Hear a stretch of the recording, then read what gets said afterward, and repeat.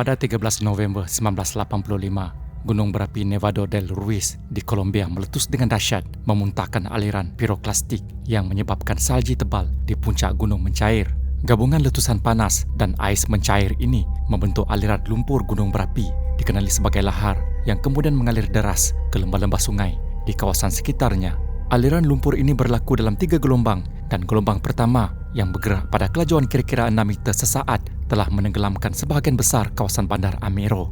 Gelombang ini mengorbankan sehingga 20,000 nyawa dalam sekelip mata. 2 gelombang seterusnya menyebabkan kerusakan struktur yang lebih teruk pada bangunan-bangunan yang masih berdiri. Di kawasan lain yang berdekatan, satu lagi aliran lumpur telah meragut nyawa kira-kira 1,800 orang. Secara keseluruhan, tragedi ini telah meragut lebih 23,000 nyawa dan memusnahkan 13 buah kampung termasuk bandar Amero. Jumlah kematian yang tinggi ini berpunca daripada kegagalan pihak berkuasa untuk mengambil langkah-langkah pencegahan yang sewajarnya. Walaupun tanda-tanda bahaya telah mula kelihatan, ketiadaan letusan besar sejak tahun 1845 telah mewujudkan sikap sambil lewa dalam kalangan masyarakat dan pihak berkuasa. Gunung berapi ini digelar oleh penduduk tempatan sebagai singa yang sedang tidur. Tambahan pula kurangnya sistem amaran awal dan pembinaan penempatan di kawasan berisiko tinggi menjadi faktor utama yang mempercepatkan kadar kehilangan nyawa. Tragedi ini kekal sebagai bencana alam paling buruk dalam sejarah moden Colombia. Antara kisah yang paling menyayat hati daripada tragedi ini ialah kisah seorang remaja perempuan bernama Omaira Sanchez berusia 13 tahun yang tinggal di salah sebuah pekan di kaki gunung berapi tersebut. Pada malam kejadian, Omaira dan keluarganya berjaga kerana bimbang dengan debu yang bertebangan akibat letusan. Mereka tidak sempat menyelamatkan diri apabila aliran lumpur datang secara tiba-tiba dan melanda kawasan kediaman mereka. Omaira terperangkap di bawah runtuhan konkrit rumahnya dengan tubuhnya terhimpit di antara serpihan dan sisa struktur rumah. Ketika pasukan penyelamat menemuinya, mereka mendapati bahawa kakinya tersepit di bawah bumbung rumah yang telah runtuh. Pada awalnya, hanya tangannya kelihatan keluar dari timbunan runtuhan. Seorang penyelamat yang menyedari kehadirannya segera mula membersihkan serpihan konkrit, jubin dan kayu untuk cuba membebaskannya. Namun setiap kali usaha menyelamat dijalankan, paras air lumpur semakin meningkat mengelilingi tubuhnya, menyebabkan risiko lemas. Sebagai langkah sementara, mereka meletakkan sebuah tayar di sekeliling tubuhnya bagi membantu beliau kekal terapung.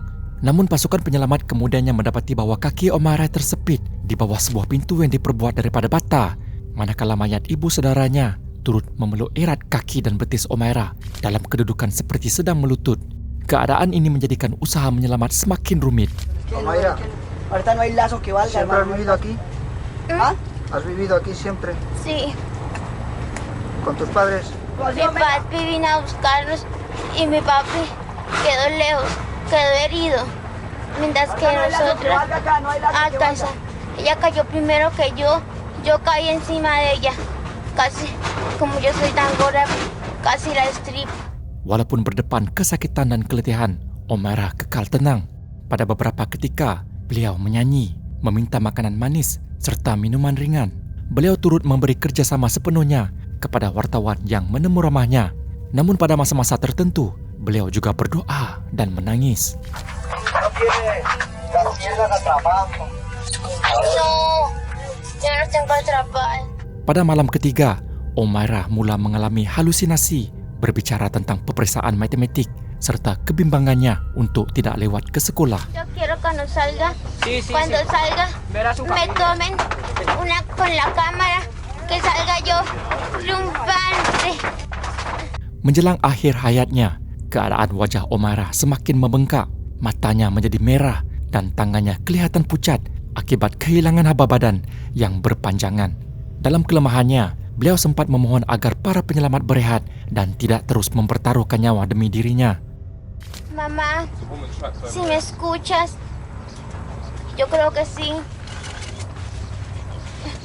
Reza para que yo pueda caminar y esta gente me ayude.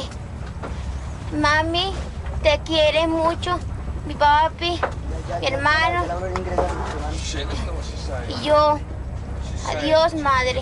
Pasukan penyelamat yang tiba di tempat kejadian mendapati keadaan Omaira sangat kritikal.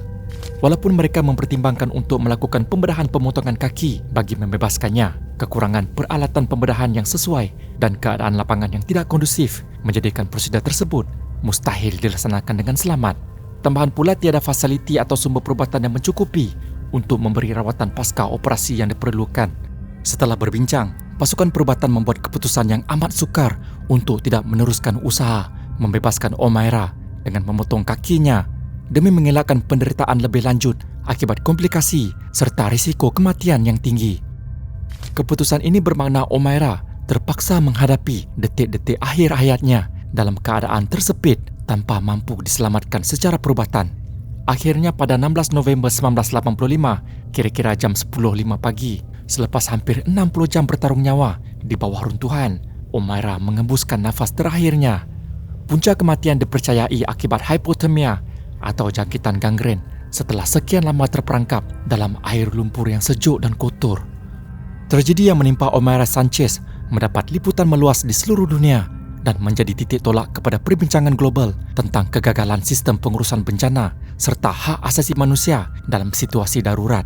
Gambar menyayat hati yang direkam oleh jurufoto Perancis, Frank Fournier, beberapa saat sebelum kematian Omaira menjadi simbol jelas kepada penderitaan manusia akibat kecoyan sistemik. Foto tersebut memenangi anugerah World Press Photo of the Year 1986 dan diiktiraf sebagai antara imej foto kewartawanan paling ikonik dan mengganggu dalam sejarah abad ke-20. Tragedi ini bukan sekadar peristiwa geologi yang tidak dapat dielakkan, tetapi turut memperlihatkan kelemahan nyata dalam sistem pengurusan risiko dan bencana alam. Kematian Omaira Sanchez telah menjadi simbol kepada kegagalan struktur sosial dan birokrasi dalam memberikan respons efektif, walaupun geologi, peta risiko dan amaran awal telah dikeluarkan lebih awal oleh para saintis. Nama Omaira Sanchez terus diabadikan dalam lipatan sejarah sebagai lambang keberanian seorang gadis muda yang menghadapi detik-detik terakhir hidupnya. Rakaman video yang memperlihatkan saat-saat akhir beliau meninggalkan kesan mendalam kepada mana-mana individu yang menyaksikannya dan terus diiktiraf sebagai antara dokumentasi visual paling menyentuh hati serta menggugah nurani kemanusiaan hingga ke hari ini.